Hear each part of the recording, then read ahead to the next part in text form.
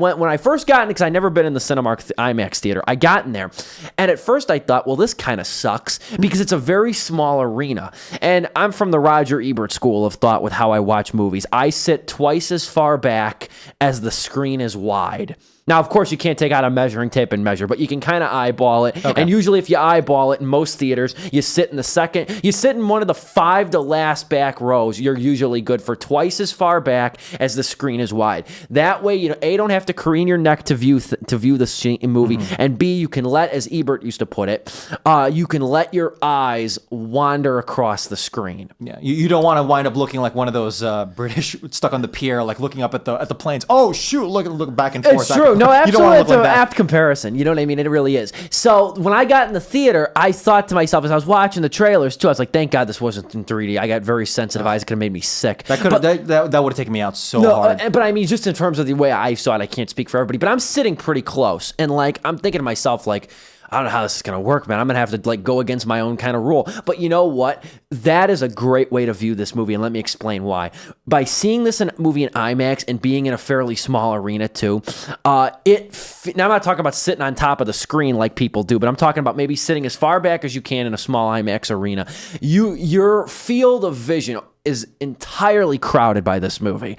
I mean, this movie, at least in my case, eliminates your peripheral, which is very good for, again, the dog fighting scenes, the scenes on the English Channel.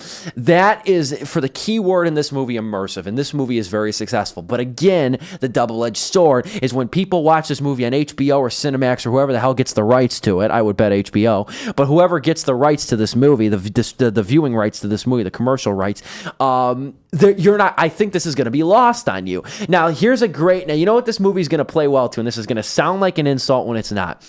You ever go to ABT, the store Apt in Glenview, the big appliance store? You ever go there, Dom? No. I recommend you get all your appliances from there. It's a beautiful place. Now, here's the thing, though. They have these big viewing rooms and stuff. Like, if you go to Best Buy, they got the rooms with all the speakers and stuff. I know what you're talking about. Though, when Dunkirk comes to DVD and Blu-ray, it should live in those places. Because this movie... Oh, okay. That's what it's going to take. This movie is probably also the first serious Oscar contender of the year. Oh, absolutely. The Big Sick is a dark horse, okay?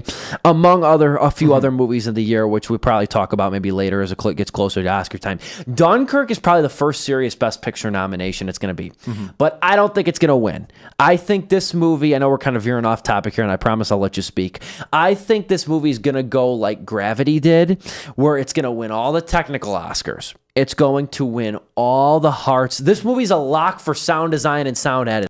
If it doesn't, I'd be surprised. Now, because I mean, the sound editing is. I'm surprised it took me this long to mention it. It's pristine, sharp. It's amazing. Now, here's the thing: it's going to win sound editing and sound mixing.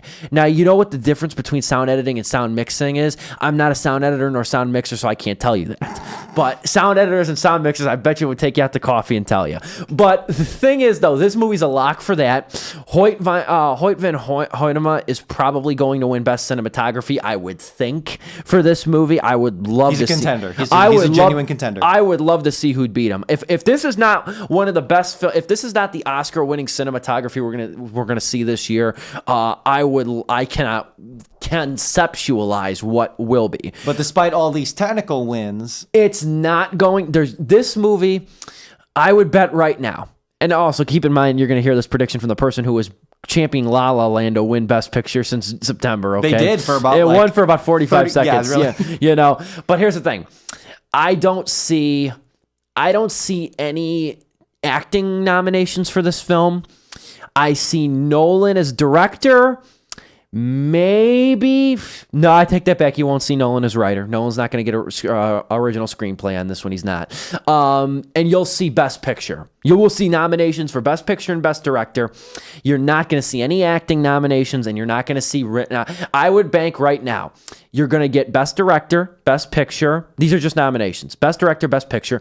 Probably Best Music because the Academy likes Hans Zimmer. Best Cinematography, Best Editing, Sound Design, Sound Mixing. You're going to get 8 awards. At least 8, in my opinion. You're going to get 8 nominations. This will probably be the most nominated film. We're calling it right now, by the way. So visit this again when time. I'm really gonna call that right now. I think it will get on the, and I think it'll get 8 nominations. I really do. I agree. I think it's gonna Mad Max its way through the entire. That's a good way to put it. And through like the Oscars. I said, Gravity. You said Mad Max. You know what I mean? Yes, Because same it's thing. not. Because I mean, how their situation at yes, the Oscars. because Gravity did the same thing. Gravity. Alfonso Cuarón won for Best Director, but he did not. But it did not win Picture. What did win that year? That year was 12 Years a Slave. Okay, 12 Years a Slave. Yeah, there you go. Which I probably knew was going to win. It was between that 12 Years a Slave, Gravity, American Hustle. But Dunkirk's got big Oscar chances, I think, in technical, and it deserves. Let me tell you, whatever technical awards it wins, it probably is going to deserve. I'll come ask me again in January so I can confirm that or deny that what I said. It's probably going to deserve every technical nomination it gets. That's another good. You mentioned another word that I really liked in terms of describing how this movie looks and like how you interact with it. Essentially, it is sharp. Those are the two best words I think that can describe this movie: is lean and sharp. And we are hammering at these technical things because there really isn't much of a story. Like there's no twists and turns. For the one, it's history, so you know how it's going to end, right? Yes. Essentially. Or you can predict. Right. And then two, you are given so little time to develop meaningful characteristics with any of these protagonists. Characters, at all. You're not given any time. Which, Grant, I'm not. I think you kind of dinged it a little. Did you? Yes.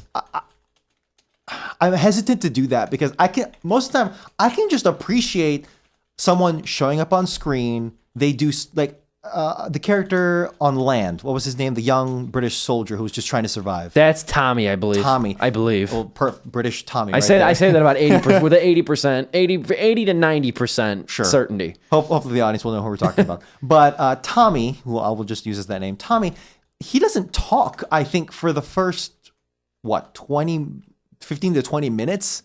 Yes. Minus maybe like there's very little dialogue. There's very little dialogue. Except for I don't know. Which I loved. I love the opening. It's one of those movies where I can kind of fault it because I don't know any of the names of these characters. But again, even then I can appreciate because I don't necessarily need to know, oh, my name is Tommy Wiseau. No, my name is Tommy Smith, and I am a British soldier in the 1st Grenadiers Division. No, I don't need to know any of that. I just need to know that you're trying to survive. We spent some time with you. You do some interesting action, and you are just a vessel for that. I can really appreciate that in this movie. And I can, but being a war movie and this is another thing too. That's true. I'm not going to call out any of my critic colleagues by name, but I'm just going to make this blanket statement. Stop. This ain't no Saving Private Ryan. Absolutely not. No. I mean, not the critics that are calling this better or akin to Saving Private Ryan are very emotional at the moment. I think they're very emotional. And again, when they go to watch it on HBO, watch it on DVD, watch it on Netflix, and the thought that I even said in my review in the opening paragraph of my review, I said that it makes you very upset to think that one day people are probably going to be watching this on laptops or smartphones. Right. You know what I mean?